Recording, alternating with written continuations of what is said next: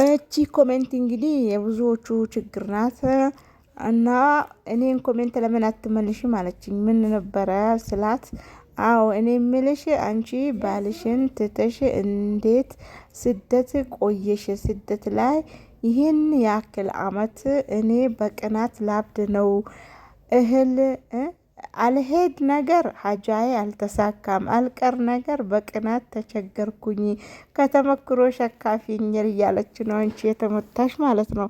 አሰላሙ አሌይኩም ወረህመቱላሂ ወበረካቱ። ውድና የተከበራችሁ ውድ ቤተሰቦቼ ሁላችሁም እያላችሁበት አላህ ይጠብቃችሁ ይጠብቀን፣ ከፈተናው ሁሉ የምታልፉ ጀግኖች አላህ ያድርጋችሁ። ለቤቴ አዲስ ሆናችሁ ሰብስክራይብ አድርጉ፣ ቪዲዮንም ላይክ አድርጉት፣ እስከ መጨረሻውም ተከታተሉ፣ ፈታ ዘና እያላችሁ ማለት ነው። አትጨናነቁ፣ ጭንቀትን በካልቾ ብሉት። የታባቱ የተጨነቀ የት ደርሷላ? እና ከተሞክሮ ሸካፊኝ እኔ ምን ብዬ እንደማካፍልሽ አላቅም። ሁሉም ሰው አንድ አይነት አይደለም። የኔን ባህሪ አንቺ ላይ ላይኖር ይችላል፣ የአንቺው ባህሪ እኔ ላይ ላይኖር ይችላል። እና ብቻ አለከይር ነው።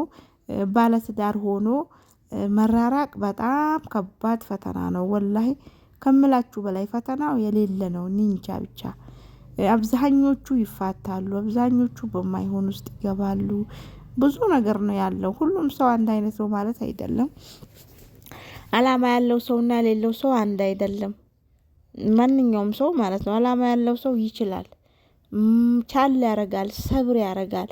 ሳይቸግረው ወይም ደግሞ የሆነ ነገር ሳይበደል ወይ የሆነ ነገር ሳይሆን ቀርቶ አይደለም የሚችለውም ሰብር የሚያደርገው ሁሉንም ቻል እያረገ ያልፈዋል። ለምን በቃ የሚፈልገውን እስከሚደርስ ድረስ ማለት ነው። እና አንቺ ደግሞ ስደት ነው ያለሽው፣ ቅናተኛ አትሁኝ፣ አትቅኝ። ልከሽ የሚያጠፋብሽ ነገር ከሆነ በጊዜው ተቆጠቢ፣ በጊዜው ሰብሰብ በይ። ሌላው ደግሞ እንግዲህ ለሌላም ሴት ሽር ጉዲ ልክ ከሆነ የራሱ ጉዳይ ካዋጣው እኔ ባናቱ ይተከል። ምን አገባኝ እኔ እንዴ? ምን አገባኝ? አገባለሁ ካለ እዛ ሆነሽ እየለፋሽ እየደከምሽ ለልጆችሽ ስቲ ምን ስቲ አገባለሁ ካለ ያግባ ካዋጣው። አንቺም የሚሆነውን ትመርጫለሽ። ከሱ መሆን ካለብሽ ትሆኛለሽ፣ መሆንም ከሌለብሽ በራሱ ጉዳይ የራሱ ጉዳይ የራሱ ጉዳይ በቃ ጉዳይ ወላሂ እሱ ብዬ እየለፋው ለኔ ካላሰበልኝ የምላረገው ነው። ታዲያ ምንም ማረግ አልችልም። እና የምትቀኝበትን ደግሞ አስተካኪ። አንቺም ቅናተኛ አትሁኝ።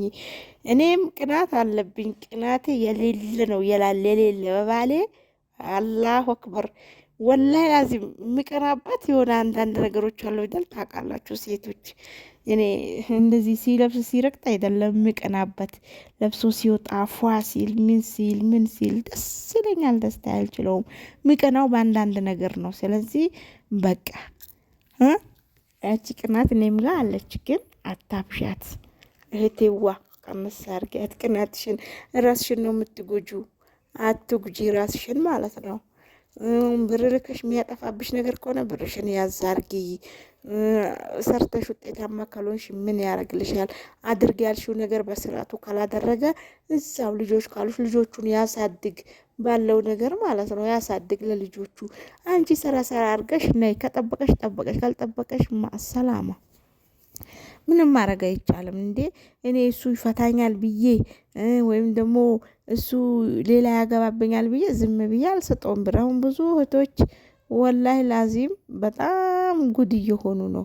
ለምን ብትሉ እየላኩ እዚህ ወይ የሆነ ትንሽ ቦታ ገዝቶ ስም ማዘዋወሪያ አንድ 20 ቆርቆሮ ወይም 10 ቆርቆሮ አቁሙበት ማለት ነው። መሬት ገዛውልሽ ቤት ሰራውልሽ እያለ የስንት አመት ብር ቅጥቅጥ አርጎ ይበላቸዋል ማለት ነው። ከዛ ቤት አለኝ መሬት አለኝ እያሉ ሲመጡ ባዶ ዜሮ መልሰው ወዴት? ወደ ስደት። ይሄ ማለት በጣም ከባድ ነው፣ ከባድ።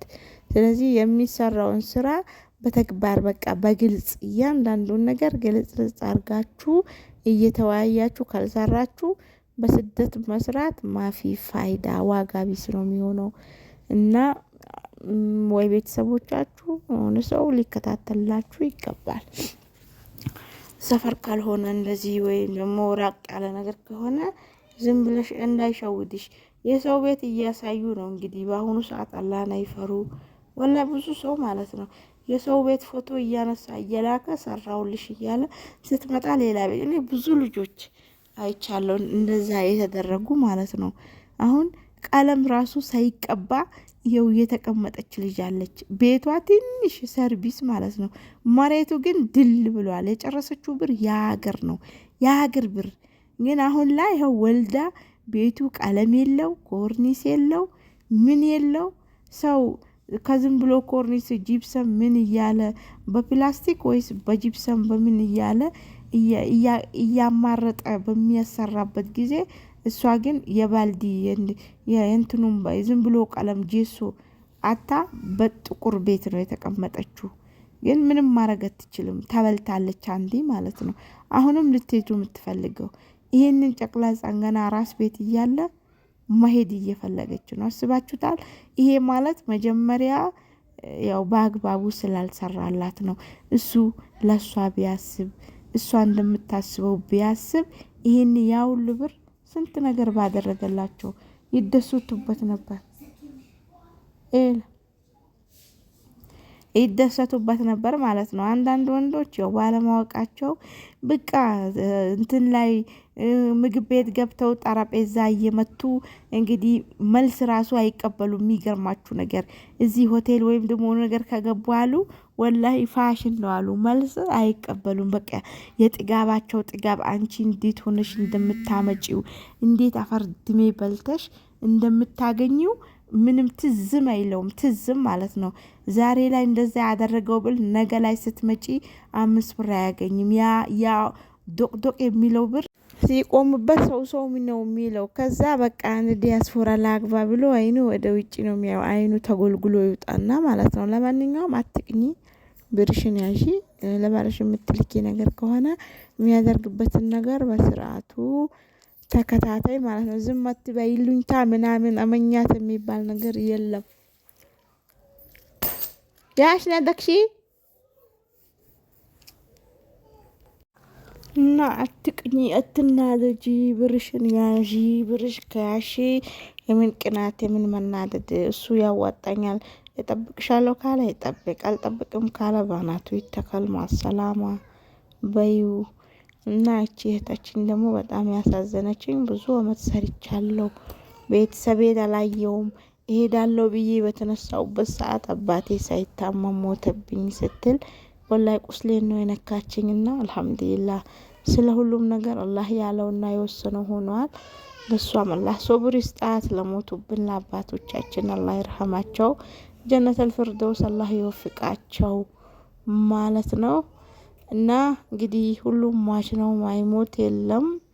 ሞትን ሁሉም ይቀምሳታል። ግን በስደት ላይ ሆናችሁ ከእናትና ከአባት በተለይ መለየት ለዘላለም በጣም ይከብዳልና አላህ ይሁነን። እንግዲህ በስደት ሆናችሁ ቤተሰቦቻችሁን ያጣችሁ አላህ ይሶበራችሁ።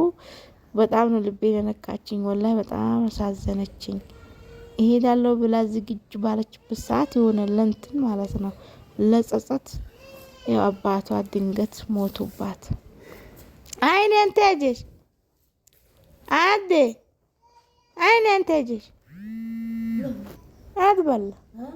አድበላ እና አላህ ይጠብቀን እህቶቼ፣ አይዟችሁ፣ ለኸይር ነው፣ አትጨናነቁ እሺ።